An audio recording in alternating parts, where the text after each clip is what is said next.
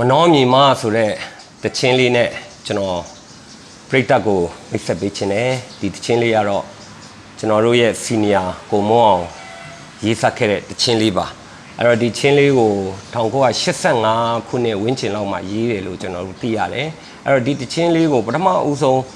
ကျွန်တော်တို့ကိုမောအောင်က series album ထဲထည့်ဖို့သူလှုပ်ဆောင်ခဲ့တယ်ဒါပေမဲ့ဒီတခြင်းလေးကစစ်စစ်တင်တဲ့အချိန်မှာစစ်စစ်မလွတ်တဲ့တခြင်းအဖြစ်နဲ့ပြတ်ကျန်ခဲ့တာပေါ့နော်နောက်ပိုင်းမှာကျွန်တော်တို့အပြမ်လာပေါ့နော်ကိုအပြမ်လာနေမှ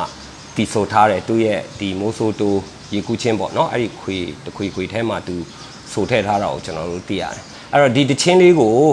ကျွန်တော်တို့အခုတဖန်ပြန်ပြီးမှပေါ့နော်ပီတူပေါ့ပြိတ္တကြီးကိုကျွန်တော်တို့ကပြန်ချပြတာဖြစ်တယ်အဲ့တော့ဒီတခြင်းလေးရဲ့နောက်ခံတမိုင်းဒီတခြင်းလေးရဲ့အကြောင်းရင်းကတော့ဒီကျွန်တော်တို့ရဲ့တောင်ပေါ်ဒေတာကျွန်တော်တို့တိုင်းသားတွေရဲ့တောင်ပေါ်ဒေတာနဲ့ဒီရန်ကုန်ပေါ့နော်မြို့ပြကွာဟချက်နဲ့မြို့သားတွေရဲ့ရန်ကုန်သားတွေရဲ့ကျွန်တော်တို့တောင်ပေါ်ဒေတာတိုင်းသားတွေရဲ့ဒေတာအပေါ်မှာ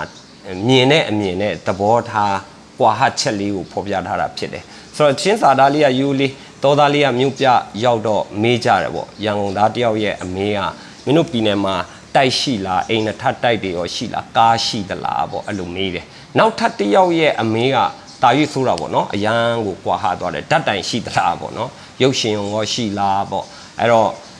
ထပ်မေးတယ်ညမှာကြားဆွဲတယ်လို့ကြားတယ်ပေါ့နော်အဲ့တော့တော်သားလေးကရှင်းပြရတာပေါ့နော်ကျွန်တော်တို့ရဲ့ပြည်နယ်ကျွန်တော်တို့တိုင်းသားဒေသတွေရဲ့အရှိတရားဟာအင်တာမလှပတယ်ကျွန်တော်တို့တကယ်ကိုပေါ့နော်ပြည့်စုံတယ်အဲ့ချိန်မှာဒါပြန်ရှင်းပြတယ်မြို့နေကွာဟချက်အပေါ်မှာကျွန်တော်တို့ရဲ့ရှိရင်အနေထားလေးကိုပြောပြတယ်မင်းတို့မေးတဲ့မိကွန်တိုင်မဲ့တိုက်တွေအိမ်နထတိုက်တွေရုပ်ရှင်တွေအကုန်ရှိတယ်နော်အဲ့တော့မင်းတို့အလေလာကြည့်ပါဒါပေမဲ့မင်းတို့ရဲ့အမြင်နဲ့သဘောထားအမှားကြီးမှားနေပြီပေါ့လွဲကြီးလွဲချော်နေပြီဆိုတော့အကြောင်းလေးကိုပြောပြတယ်ဆိုတော့မချစ်ဥဂရိန်တော်ပြားရည်ဂရိန်တော်နဲ့တကယ်တာလှပတဲ့ဂရိန်တော်တွေရှိတယ်တကယ်လှပတဲ့AOD မြစ်ကြီးတွေရှိတယ်မချစ်ဥပြားရည်နဲ့ပြည့်စုံတယ်တိတ်ဥတစ်ဖူတွေနဲ့ပြည့်စုံတယ်အဲ့တော့ရွှေဆိုရင်လည်းအများကြီးထွက်တယ်ပေါ့နော်ကဘာပေါ်မှာတကယ်နာမည်ကြီးနေတဲ့ကြောက်စိမ်းဒီຢာတွေထွက်တယ်လာကြည့်ပါအထူးသဖြင့်ကျွန်တော်တို့မတူရသေးလို့ဒီအများမသိသေးတဲ့ drug တတုတွေအများကြီးပဲပေါ့နော်တတုတွေအများကြီးရှိတယ်ပေါ့အဲ့ချိန်တတုတွေလည်းဒုဟာစလေးပေါ့နော်တတုတွေအများကြီးရှိတယ်ဆိုတဲ့အကြောင်းလေးကိုဖော်ပြတာပါအဲ့တော့ကျွန်တော်တို့ဘာကိုသွားဒီတခြင်းလေးတွေကဘာဖြစ်လို့ကျွန်တော်တို့ပြည်နယ်ကပေါ့နော်ကျွန်တော်တို့တိုင်းသားတွေဘာကြောင့်ရေးလာလဲဆိုတော့ဒါ49ပင်လုံကနေခြေပြုတ်ပြီးမှကျွန်တော်တို့ကဒီပြည်ထောင်စုမြန်မာနိုင်ငံကြီးဖြစ်လာတာကိုဆိုတော့49ပင်လုံအခြေပြုတ်ပြီးမှလွတ်လပ်ရေးပြည်ထောင်စုပေါ့နော်အားလုံးနဲ့ကျွန်တော်တို့အားလုံးပူးပေါင်းပြီးမှတကယ်ပြည်ထောင်စုစိတ်ဓာတ်နဲ့စုပေါင်းပြီးမှပြည်ထောင်စုအနေနဲ့ကျွန်တော်လွတ်လပ်ရေးယူခဲ့တဲ့အပေါ်မှာအခြေခံတာဖြစ်ပါတယ်အဲ့တော့ဆိုတော့ဒီလိုအခြေခံတဲ့49ပင်လုံဖြစ်လာတဲ့အဓိကအကြောင်းရင်းကလည်းကျွန်တော်တို့ဒုတိယကမ္ဘာစစ်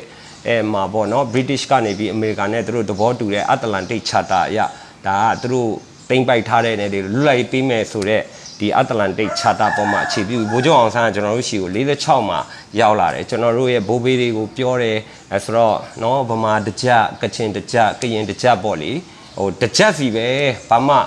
ခွင့်ထူးခွင့်ခါမရှိဘူးပေါ့နော်ကျွန်တော်တို့ကလည်းရှေးဗမာတွေမဟုတ်တော့ခေတ်တစ်ဗမာတွေပါယုံပါလူကိုမယုံတောင်မှ constitution ထဲမှာထည့်ရေးမယ် constitution ထဲမှာဆိုရင်ကျွန်တော်လူမယုံလဲ constitution ကအမြဲတည်တယ်ဒီ constitution အရကျွန်တော်တို့ဟိုဒီညီမျှချင်းပေါ့နော်ဒန်းတူညီမျှအခွင့်အရေးတွေနဲ့တွားကြမှာပါဆိုတော့ကျွန်တော်တို့ဘိုးဘေးတွေကလည်းဟိုတိုင်းသားတွေကအယုံလွယ်တယ်လူတယောက်ပေါ်မှာတန်ဖိုးထားတယ်အယုံလွယ်တယ်ပေါ့နော်တကယ်ကိုအဲ့ချိန်ကျတော့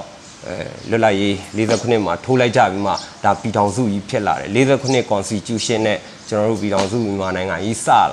လာတဲ့အချိန်ကျတော့ကျွန်တော်တို့တည်တဲ့အတိုင်းပဲကျွန်တော်တို့တိုင်းသားတွေကဖိတ်ခေါ်တာပါကျွန်တော်တို့ကချင်ပြည်နယ်ကိုလာပါမနှောမြေလာပါဘလောက်တာလှပတယ်ကျွန်တော်တို့ရဲ့သဘောဖြူကြော့ရှင်းဟုတ်လားထောင်ကာနဲ့မနှောကတွေနဲ့ကျွန်တော်တို့ရိုးရဒလေးတွေနဲ့ကျွန်တော်တို့ရဲ့စိတ်ထားဖြူစင်မှုတွေရိုးသားမှုတွေတိတ်တာလှပတယ်တောတောင်ယရနာတွေနော်တွင်းထွက်တွေအများကြီးရှိတယ်ပေါ့ဖိတ်ခေါ်လိုက်ကြတာဖိတ်ခေါ်လိုက်တဲ့တခြင်းတွေကြီးပဲထွက်လာကြတာပေါ့နော်ဒါပေမဲ့အဲ့ဒီအချိန်တုန်းကဒီမြို့တော်ဒီရန်ကုန်နဲ့ကျွန်တော်တို့တောင်ပေါ်ဒေသတိုင်းသားတွေရဲ့ဟိုအများကြီးကွာဟချက်တွေနဲ့ဟိုသူတို့ရဲ့ကျွန်တော်တို့ပုံမှာမြင်တဲ့ အမြင်နဲ့သဘောထားတွေရဲ့ကွာဟချက်ပေါ့နော်အကြီး gap ကြီးအကြီးရှိတာပေါ့ဒီ gap ကြီးကအကြီးရှိတယ်ဒါပေမဲ့အခုနောက်ပိုင်းကဘာဖြစ်လာလဲဆိုတော့ကျွန်တော်အနေနဲ့ကျွန်တော်အမြင်ပေါ့နော်ကျွန်တော်ကိုယ်ပိုင်ရဲ့အမြင်ကတော့ကျွန်တော်တို့အရန်ဖိတ်ခေါ်လိုက်လို့လားတော့မသိဘူးအခုကတော့ဒီမှာကျွန်တော်တို့ဧည့်သည်တွေအရန်များသွားပြီဗျာကချင်ပြည်နယ်မှာဧည့်သည်တွေအရန်များပြီးမှဒေတာခန်တွေကတိတ်မရှိတလောက်လဲဖြစ်တယ်နောက်ပြီးရင်ကျွန်တော်တို့ဖိတ်ခေါ်လိုက်ကြတာပြည်အောင်စုကနေစပြီးဖိတ်ခေါ်လိုက်ကြတာအခုဆိုရင်ကျွန်တော်တို့တိုင်းသားဒေတာမှာပေါ့နော်ရွှေတွေလဲကုံတလောက်ဖြစ်သွားပြီကြောက်စိမ့်တွေလဲကုံတစ်တွေလဲကုံပေါ့ဗျာတတ်တုတွေလဲကုံတလောက်လဲဖြစ်သွားပါပြီလို့အဲ့တော့ကျွန်တော်အနေနဲ့request ပေါ့နော်ဒီကျွန်တော်ဒီတောင်ပေါ်နေဒေတာခံနေလဲ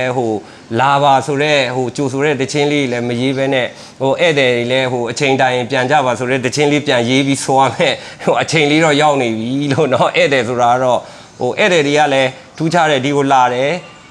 ခေါ်ပြီးလာတဲ့ဟာရှိတယ်မခေါ်ပြီးရောက်လာတဲ့ဧည့်သည်တွေလည်းရှိပြီးဧည့်သည်တွေကအများများပြီးကျွန်တော်တို့ဒီ data ကိုရောက်တဲ့အချိန်ကျတော့မပြန်ကျင်ကြတော့ဘူးဗျဆိုတော့ဘယ်သူမှမပြန်ဘဲနဲ့ဒီမှာနေပြီးမှအဲ့ဒီလိုအခြေအနေမျိုးမှရှိနေတယ်ပေါ့เนาะဒါကြောင့်ဒီတခြင်းလေးကတကယ်အရင်တော့ကနေအခုအခြေအနေကတော့မတူညီတော့ဘူးပေါ့နော်တော်တော်လေးကွာခြားချက်လေးတွေရှိသွားပြီဒါပေမဲ့ဒီတခြင်းလေးကိုနားဆင်ကြည့်တဲ့အချိန်မှာဒီခြင်းရဲ့စာသားကိုနားဆင်ကြည့်တဲ့အချိန်မှာအားလုံးကမြင်မိမယ်သဘောပေါက်လိမ့်မယ်လို့ကျွန်တော်ယုံကြည်ပါတယ်အဲ့တော့မနှောမြင်မဆိုတဲ့တခြင်းလေးကိုကျွန်တော်တို့ပြန်ပြီးနားဆင်ခံစားကြရအောင်လို့ကျွန်တော်ပရိသတ်ကြီးကိုပြောချင်ပါတယ်ခင်ဗျာ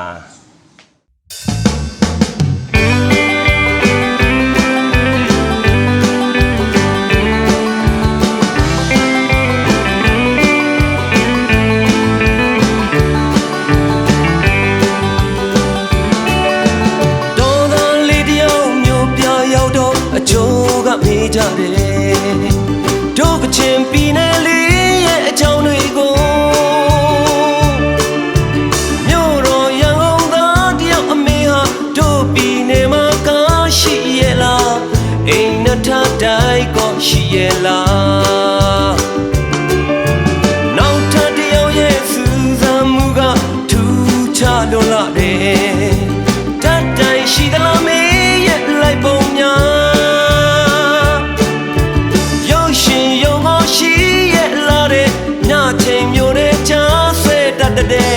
ဘယ်လိုလို့ညင်ချက်ထုံမှလဲ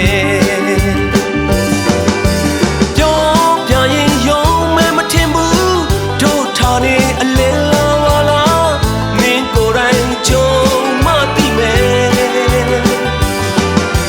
ဝဲမကုန်နိုင်တောင်းမရှုခင်အပေါ်တန်တဲ့ရေသနာမြေတဲ့မမေ့နိုင်စရာချစ်တဲ့မနှောမြေ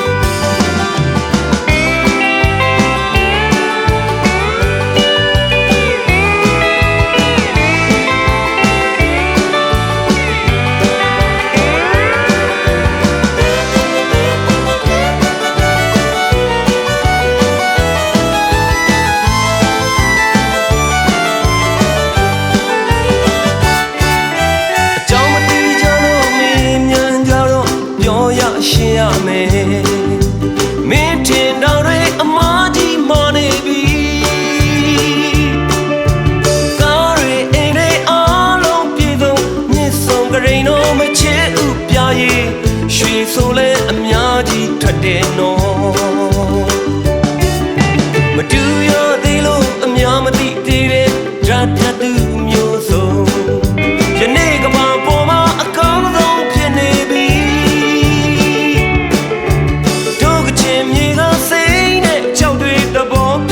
ရှင်ချင်းပေါ်တမီပြိုထောင်ကားတဲ့မနောကားတဲ့နေမြေ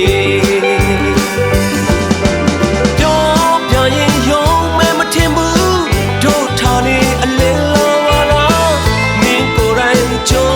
မှသိမယ်